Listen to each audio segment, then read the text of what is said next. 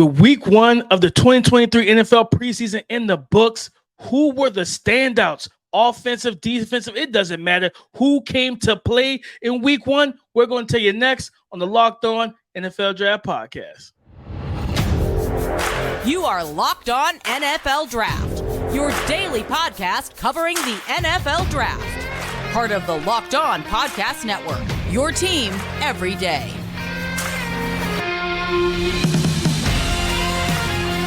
What's up, Locked On family? Let's get locked in. Welcome back to the Locked On NFL Draft Podcast, your daily podcast covering your favorite draft prospects, part of the Locked On Podcast Network, your team every day. I'm your boy, Damian Parson, always on the ones and twos. You can find and follow me on Twitter at DP_NFL. I'm a national scout over with the Draft Network, as well as the host of the Locked On Clemson Tigers podcast. Guys, thank y'all for making Locked On NFL Draft your first listen today and every day, Monday through Friday. Thank y'all for being the family and our everydayers, man. We appreciate all the love and support. And to talk football with me, as usual, my guy, Keith Sanchez, Mr. LSU. You can find and follow him on Twitter at The Talent Code. Keith, talk to him, baby.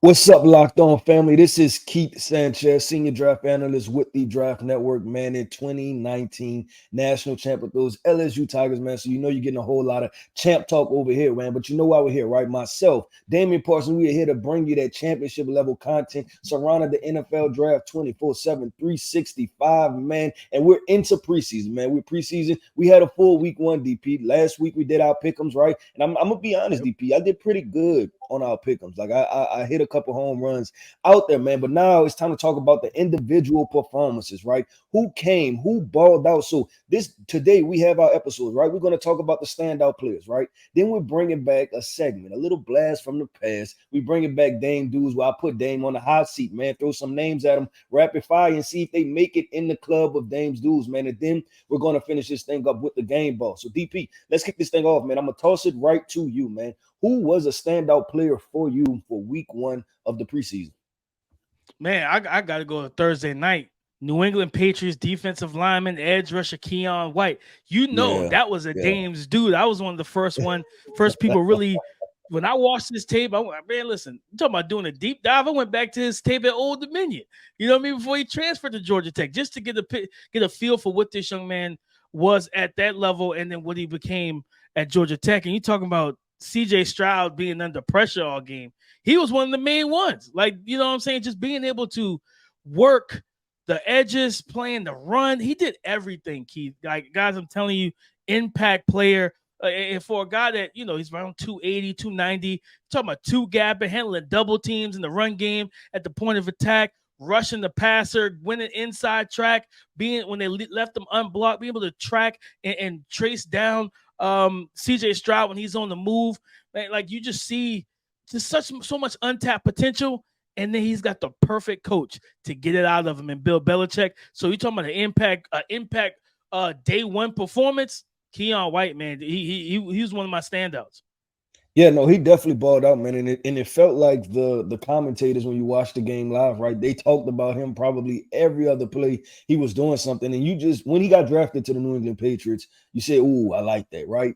And then to actually see it play out on the field, man, you're talking about him and Christian Barmore, just, you know, right next to each other, working that interior defensive line, and then also being able to kind of move positions, right? You can kick him down or you can leave him outside as an edge rusher. So I agree with you. Keon White balled out. With DP, if I had to go to somebody, man, it was somebody that we kind of crystal ball kind of bursting onto the scene, and he had an okay in the Hall of Fame game. I'm going with New York Jets running back Israel Abanikanda. He made some plays, right? He showed a spin move, right? And because we talked about him being a straight line guy, but he showed it, you know, he pulled out the bag, right? The repertoire. He showed a spin move. He was able to put his foot in the ground, get a little bit lateral, right? So I'm saying this is that it's good to see it, and I'm giving him as a standout player because I continue to say this. I think he's going to be a guy that is going to earn more workload than what people believe he is, right? Like, just because he was drafted in the 5th, 6th round doesn't mean he was a talented player. You get with Aaron Rodgers, right? He's yet to play with Aaron Rodgers in a box that's not loaded, right? You know, you have 5-6 DBs on the field. So this is a guy I think is going to rip off runs. I think his longest run DP was somewhere between, I think, 20 and 30 yards, right? Like a quick little gas play. The same thing you've seen from him at Pittsburgh, right? Like he just kind of hurt your defense by, ripping off those big gains and just being consistent and doing that. But DP, you have somebody else that you want to give a shout out to? Oh, of course. As a matter of fact, Izzy was actually on my list. But Keith, I got to go. Kei'Trell Clark, man, your boy, cornerback. My guy. That's one of your guys, man. And you put me on to Kei'Trell, and just watching him, man. This kid's a baller, bro. He was targeted, I think, 3 times. They gave him 1 catch. He had a crazy kind of diving. You talk about. It's not enough to just be good in coverage, but you like, or just to be a good player. You gotta want certain things, man. And this young man wants it, and you see that when he's on the field. Yep, he has that want to, man. I was so excited, DP, because as talent evaluators, and I'm we speaking to the Locked On family, so I know a lot of y'all. You go through the process of the draft and you find players, and you're like, man, I really like this guy, and then you see him fall, right, and he falls to the 5th, 6th, 7th round, and then you're like, what's going on? But then you see him start to perform. It was like, I told y'all so. And that's kind of how I felt, man. I'm really excited to see what he does with DP. You mentioned a defensive back from the NFC West. I'm going to stay in that same exact division. I'm going to the NFC West, and I am going with Kobe Bryant, man. Kobe Bryant, because I didn't know this, right? I did not know that they were moving him to the safety position, right? So when the Seahawks played the Vikings, right, you're watching this guy play safety, because we talked about this, right? Because we talked about they had obviously Tariq Woolen, who is not giving up a position, right? Then they drafted Devin Witherspoon, right, to go on the other side. He's like, okay, so maybe they're gonna kick him in, or what are they gonna do with Kobe Bryant? And they said, you know what, we'll put him at safety. And I'll say this, man, he looked like a Cam Chancellor light. And when I say light, I mean because he's not as heavy as Cam Chancellor either. But he was bringing, like they said, man, he was bringing the wood, man. He was coming down, he was filling gaps, he was all over the place, making plays on the football. He was their enforcer, right? And I think this is what it does, DP. It opens up that conversation of how the Seattle Seahawks are going to play defense, right? Because now with Kobe Bryant, and then they still have Jamal Adams, and then you still have, I believe, Quandre Diggs is still there too, right? So they have a 3 safeties back there with 2 young corners and Devin Witherspoon and Tariq Woolen. So he definitely was a standout player for me, because just like how you mentioned Keion White, right? Well, like every other play, it was Keion White's name. I felt like that about Kobe Bryant. It was every other play, it was something that Kobe Bryant was doing. No, and even to add on to that point before I drop one last name, Keith, it's just crazy. You have that, and now you can really allow Jamal Adams to be your X factor, to be your movement guy, your chess piece. He's going to wind up everywhere in that defense. Almost play linebacker, edge rusher, whatever. Linebacker.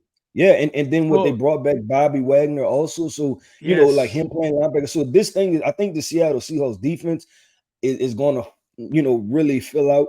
And I wouldn't be surprised if the Seahawks are better than even what people think. I think right now it's like another 9-1 team. If Geno Smith can hold it together, the Seahawks may go for double digits. Don't book me. I'm not but potential is there.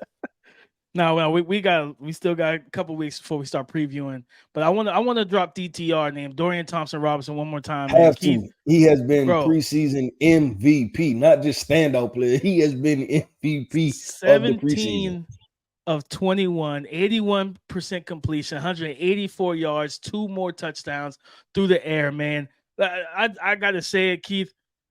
Kevin Stefanski, your QB2 is DTR. It's not was it Dobbs? I think Josh Dobbs, I think is his name. Dobbs or Kellen Mond. Yeah. Like Kellen Mond, whoever it is, like, it's him, man.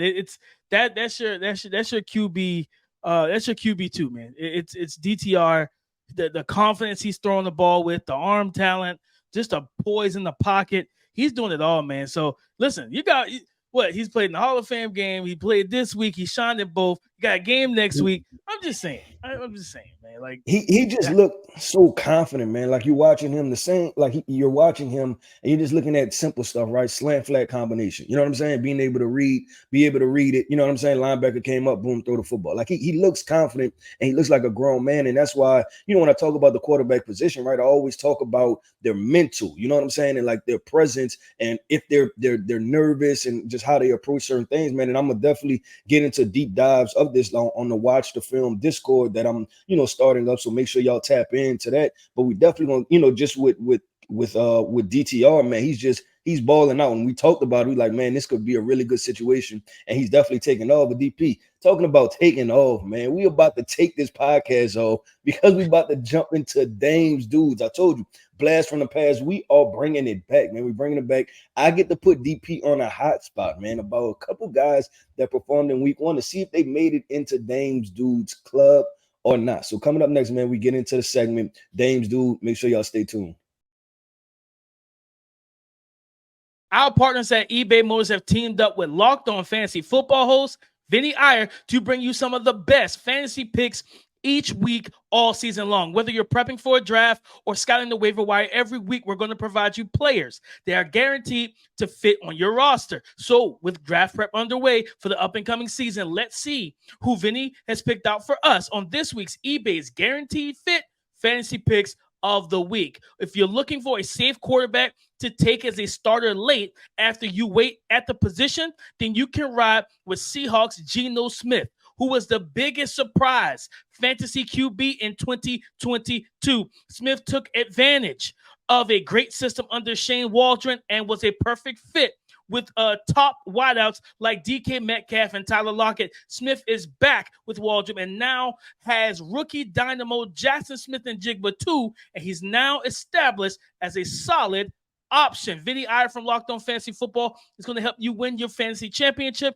And eBay Motors knows a championship team is about each player being the perfect fit. Same with your vehicle. With eBay Guaranteed Fit, over 122 million parts and accessories for your vehicle right at your fingertips, you can make sure your ride stays running smoothly. Air filters, brakes, batteries, shocks, struts, tail lights, alternators, you name it, eBay Motors has it. And they'll make sure it's the right fit for your car because eBay Guaranteed Fit helps you understand exactly what parts you need for your vehicle the very first time. So go forth, switch the gears, crank up the AC, and say goodbye to sweating if your ride needs a little fixing up, because now you know you'll always be set up for success from the get-go. With eBay Guaranteed Fit, everything your vehicle is calling for is just a click away. For the right parts and accessories that fit your car, fit your vehicle, just look for the green check. Get the right parts, the right fit, and the right prices at ebaymotors.com. Let's ride.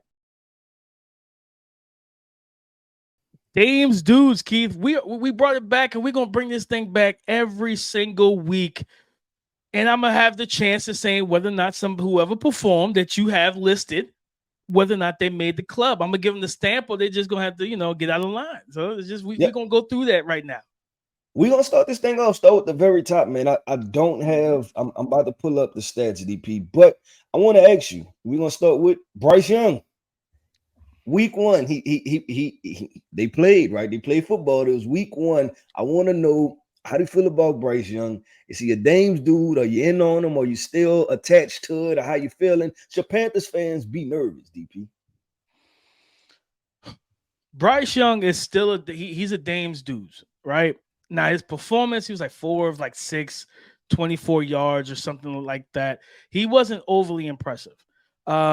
But there were some things that he couldn't control, like pressure from the defensive line, from the Jets, and everything like that. So yes, I think for Bryce's performance-wise, I don't think that the Panther fans should be concerned.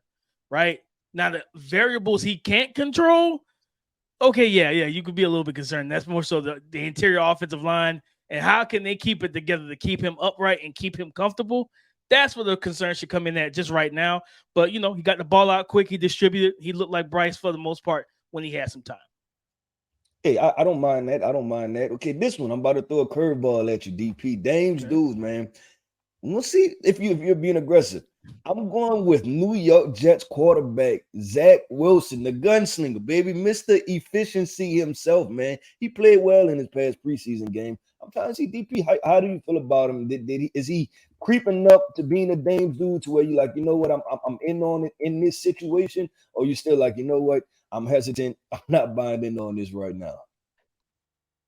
I'm not buying it right now. I need some time. I need I need I need a little bit more. I need a DP, little bit more. He did look good. He bounced back. You listen, know, I mean, he was 14. solid in the Hall of Fame game. You know, Yeah, and then this past week against the Panthers, right? He went 14 of 20, 70% completion rate, 123 yards, right? And one touchdown. Passer rating of 102.7. So I that's why I wanted to ask you, right? Like, are you in on it now? Because we know we always talk about with quarterbacks, right? That situations matter. Maybe this situation is just a hell of a lot better than situations he's been in the past. And I know you've mentioned him on the past podcast, right? Just about, hey, maybe this guy can kind of get things turned around and you were intrigued and watch him. So that's why I had to kind of pull it out and say, hey, is this guy a Dame's dude? But he's creeping, you know, he's getting better. And I think that was against the starting defense for the Carolina Panthers, which is a good defense, by the way. A lot of ballers on that side of the ball, but he was able to do his thing. Lucky for him, he had that joint practice when he threw like 2 interceptions. He already kind of knew what to expect from him, and he was able to kind of light them up a little bit. So he's creeping, but he ain't in the club yet. He ain't getting that stamp. I ain't getting him stamp yet. All right, cool. Let's keep this day going, man. We're going to H-Town, man. We're going to H-Town. We're going with wide receiver from Houston, Tank Dell, man. In his preseason debut, right, he had 5 receptions, 65 yards. He had the acrobatic touchdown, right? So I want to ask you, is he a Dame's dude or not, though? You liking what you see? Man, stamp it. That's Tank, baby. Yeah, Tank is in the club. And the crazy thing about it, he had 60 plus yards. He could have probably had 100 because there was a couple throws that were underthrown, overthrown, where he won. Like he actually won his routes and won his rep, man. So you saw the route running, you saw the speed, the tempo, everything that we told you guys pre-draft that this young man can do, he did versus Jack Jones was a starter last year for the New England Patriots, and he was a good one at that when he was on the field. This young man was out here giving him some work, right? So at the end of the day, guys, like Tank Dell can ball. You know what I mean? Stop the body shaming because he's not the 6'2", 220. I don't care, man. No body shame my guy Tank Dell no more. He a baller, man. So yeah, he gets that stamp, baby. DP, I don't think I've ever heard that, man. Stop the body shaming with the small guy. But I'm with it, man. I'm with it. And I agree with you, DP. And that was another performance that you was kind of happy to see, right? Just watching Tank Dell, watching him ball out, watching him do what he does, just get open, be explosive. And like you said, that combination with him, John Mechie, and just how they're going to figure that thing out. So I think it's going to be really fun, man. You add in Robert Woods. We talked about this Houston wide receiver core before. DP, I have one other guy, man. I have one other guy from the Minnesota Vikings, running back, Ty Chandler. Where are you with Ty Chandler? Is he a Dame's dude or not? This is another guy that, while the yardage wasn't there, if you watch the runs, right, I seen something in him, right? And I'm like, okay, this is kind of the stuff I seen at North Carolina. So for all of those fantasy people out there, people that care about the running backs, right? Where, if you Minnesota Vikings fan, because right now everything is saying Alexander Mattison is going to be the starter, right? But I almost want to say not so fast. DP, is Ty Chandler a Dame's dude or not? Yeah, Keith. Ty Chandler's a Dame's dude. He was one of my guys coming out of North Carolina, and I really liked his game. He can catch the ball in the backfield. But what you saw and what I saw as well, when he ran the ball, he finished runs. He was running hard out there. You know what I mean? Mm-hmm. Versus that Seattle Seahawks defense. You talking about falling forward, leaning and leading with the shoulder, trying to get extra yards after the contact and everything, man. And like you said, Alexander Mattison, yeah, he's RB1 right now. But I for my fantasy people, if you talk about you needing the back in the later rounds, I think Ty Chandler is one of them handcuff situations where you go ahead and snatch him up.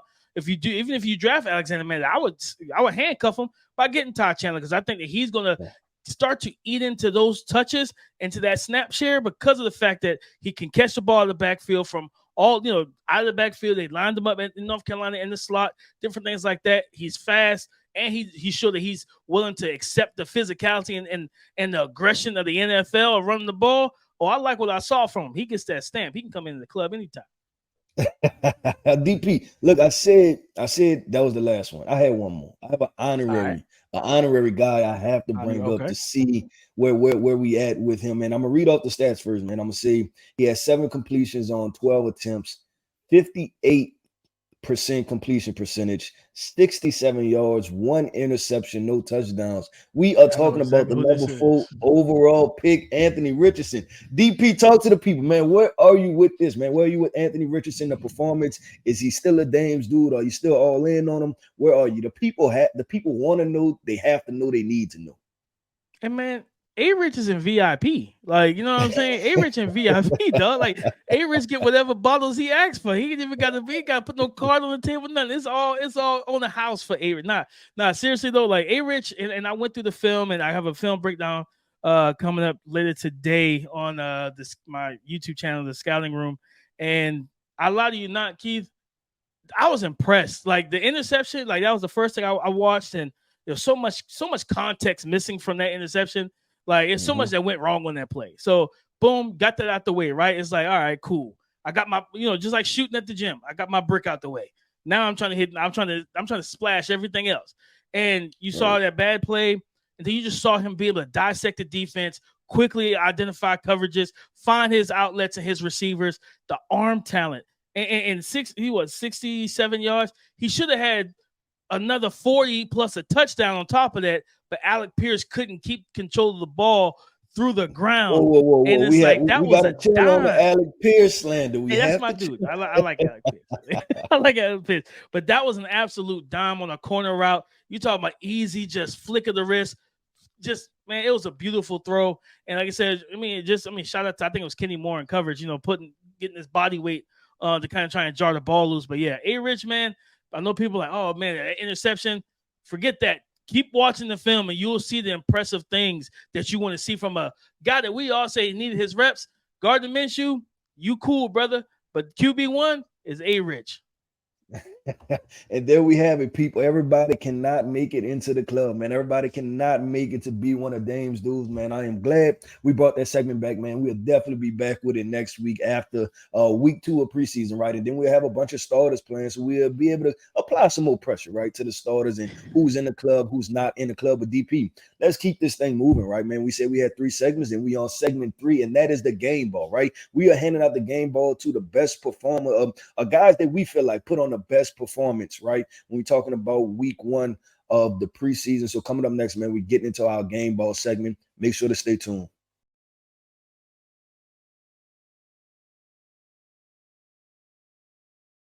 It's time to hand out the game balls, Keith.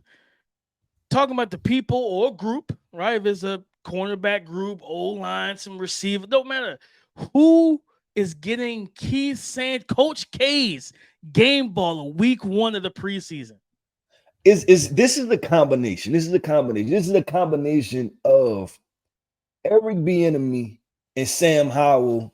Round of applause, right? Round of applause. You bring them out there. Everybody's talking about, hey, like, and this is very early, right? But it was the conversation about Ron Rivera. He's coaching them too hard. Not that Ron Rivera said that, but it was media stuff, and Ron Rivera had to address it. Eric Bieniemy had to address it, and right before, it seemed like it was going to be a wildfire because if Sam Howell performed bad, right, that conversation was going to continue. Then it was going to continue the conversation of if Eric Bieniemy is even fit to be a head coach. Then the conversation is going to be continue. Can he do anything not under Ed Reed? But just I want to give my game ball because it wasn't high level pressure, right? But there was some pressure there, and they both had to perform well. And Sam Howell did his thing, man. He went 9 of 12 on a 75% completion rate. He had 77 yards, I believe, and then he had 1 touchdown. So just a very efficient. I watched it, like that throw to Jahan Dotson. Shout out to Jahan Dotson because that was a good throw. It was a great catch, right? Like he really did his thing, man. And I just wanted to give that combination, like I said, of Eric Bieniemy and Sam Howell because they both showed up. Sam Howell, you're the starting quarterback. You're starting preseason. Like all the pressure is on you. Like you're the guy that has to deliver because we talked about this, right? And talking about the NFL draft, because this is an NFL draft podcast. Caleb Williams is from that area, right? So that steam is going to continue to pick up. So you're fighting off a lot of different things, man. So I definitely want to give my game ball to Eric Bieniemy, Sam Howell, week 1. Y'all did y'all thing. No, I like that, Keith, and I like just how you set that up because a lot of people don't think about that. That all the noise that happened because he's a tough, and it's crazy about it. When that right after that happened, I think NFL Films dropped a little clip from when he was I think the running backs coach in Minnesota when AP was first there. I'm talking about low fade AP, not ball AP, low So fade that's a while AP. ago. That was a long time ago. And they got into it because AP it was admitting that he got the assignment wrong, and he was like, what did they call him? Like Eric Bieniemy was on his head top, like just going at him, and AP was getting frustrated, like man, whatever. But they end up, he talked, and AP talked about like we went at it, and then we went on and we moved on. So it's like, okay, like you said, if Sam Howell didn't play well, if the offense didn't respond, you're like, oh, here we go. That's why he can't be a head coach and all this other stuff like that. But to see them come out and play well offensively, Keith, I like that name. I like that combination that you dropped there, bro. I like that combination for real. Appreciate that. Let you talk to me. Who is your game ball? Who made DP's game ball? It's a group. Keith, this is a group, and I ain't talking no boy bands either. This is the New York Jets defensive line, Keith. Yes, sir. I'm glad you called them out. 19 pressures, 6 sacks, 4 QB hits, I think 9 hurries. Will McDonald, Jeremiah Johnson, Bryce Huff. Those were the top 3 dudes that they could not figure out how to block for Carolina. Like those 3 guys were like Will McDonald, man. I know we criticized how early he picked. I think this might be one of them ones, Keith. Like this might be one of those type of picks. If I'm leaning to, like I said, I was critical of the pick too, right? That early. And I'm leaning towards if they leave him as that designated pass rusher guy and he can just use his athleticism, there's a lot there. But DP, you mentioned one name, and I want to highlight that one because that was my guy last year, right? Well, 2022 draft, Jermaine Johnson, right? And on that segment, he showed everything. He showed explosiveness. He showed physicality. He collapsed the pocket. He was fluid. I'm like, this is it's just one of those like check the box, check the box, check the box, check the box. And I'm just hoping that he consistently puts it all together. But DP, I'm glad you shouted out the entire group because they have about 7-8 guys that's ready to roll, man. Like they might be the deepest pass rush group in the league, Keith. Yeah, there's 7-8 of them because they have the young guys, and it's a beautiful combination, right? To where you have your veterans, but then you also have your young guys also, so they can just consistently, kind of just funnel those guys in and out. So that's what I'm really excited about. But DP, I'm not trying to cut you off, but I had to give another game ball out, just one, and I just thought about this. This wasn't in the pre-show thing, but Mr. 5'6", 150 pounds, man. Deuce Vaughn, man. And I know DP, I know this is close to your heart, man. You say short king, baby. Right, smaller running backs, you know what I'm saying? They get the job done. I don't know what the Dallas Cowboys are going to do. I don't even know if they feel comfortable with this, right? But the Tony Pollard, and you always wonder who is going to be the second running back. Deuce Vaughn is saying, hey, I'm here to stay, man. And if y'all haven't had opportunity, we've talked to Deuce Vaughn, via the Draft Network. We interviewed him, had conversations with him, man. High level, high caliber, high character. Everything checks every box, man, from a mental perspective. Also, so I had to give him a game ball, man, to step up, do your thing, your first preseason game, and he really showed up and showed out. And just want to see, like, from a guy that I thought was destined to be a practice squad guy because he's just too small, with that type of performance, you may be seeing a 53.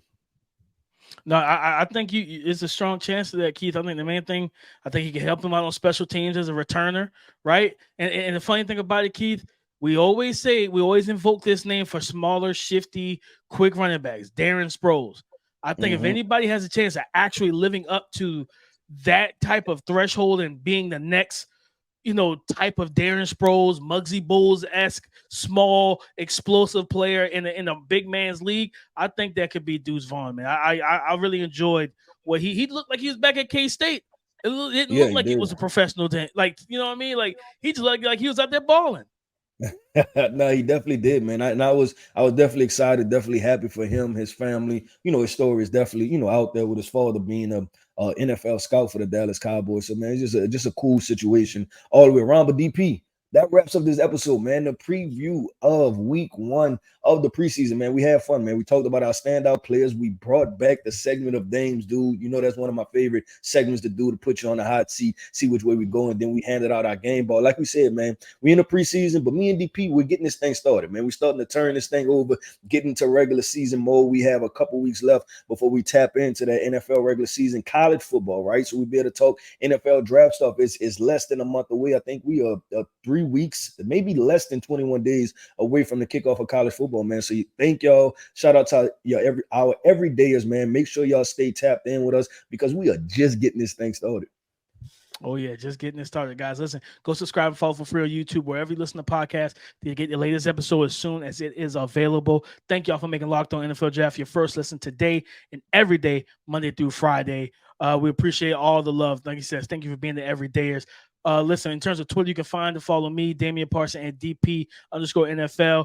Keith Sanchez at The Talent Code. Talk to us because we do talk back. Come and join the conversation again tomorrow on the Locked On Podcast Network, your team every day.